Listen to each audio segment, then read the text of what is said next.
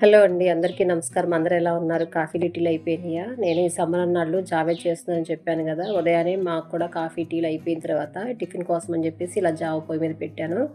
అయితే ఈరోజు వంట పెందలాడే చేద్దామని స్టార్ట్ చేశాను. అంతకు ముందు రోజు చేపలు తీసుకొచ్చారు. వాటిని ఆ రోజు వండలేదనమాట. సాయంత్రం అయిపోయింది. ఇంకా దాన్ని ఫ్రిడ్జ్‌లో పెట్టేసి ఇక ఉదయాన్నే ఫ్రిడ్జ్‌లోంచి తీశాను. అవి కొంచెం చల్లగా ఉన్నాయి. రూమ్ టెంపరేచర్ అయ్యేంత వరకు వాటర్‌లో ఏసి పెట్టాననమాట. వాళ్ళు అక్కడే క్లీన్ చేసి ఇచ్చారు. అయినా కూడా వేస్టు అక్కడక్కడ పులుసులు, కొంచెం పాచు అవన్నీ ఉంటాయి కదా! వాటిని క్లీన్ చేశాననమాట. ఇది క్లీన్ చేయడం చాలా కష్టం అనిపిచ్చింది. ఎందుకంటే చాలా పెద్ద చేప. కత్తిపీటకి గాని, చాకుకి కానీ వాటి స్కిన్ అది ఏం తెగట్లేదనమాట. అది కష్టం మీద ఎలాగోలా క్లీన్ చేశాను. అది పట్టుకుంటుంటే జారిపోతుంది. చాలా మొద్దుగా, మందంగా ఉందనమాట దాని స్కిన్ను. పై పులుసులు తీసేసిన తర్వాత తెల్లటి లేయర్ ఉంటది కదా! దాన్ని గూడా తీసేశాను. ఎంత పెందలాడి స్టార్ట్ చేసినా ఇది క్లీన్ చేయటం చాలా టైం పట్టింది నాకు. అందుకే వంట తొందరగా అవజేద్దాం అని చెప్పేసి ఉదయాన్నే స్టార్ట్ చేశాను. ఈలోపు అన్నం కూడా పొయ్యి మీద పెట్టేశాను. కాకపోతే ఇది చాలా టైం పట్టింది.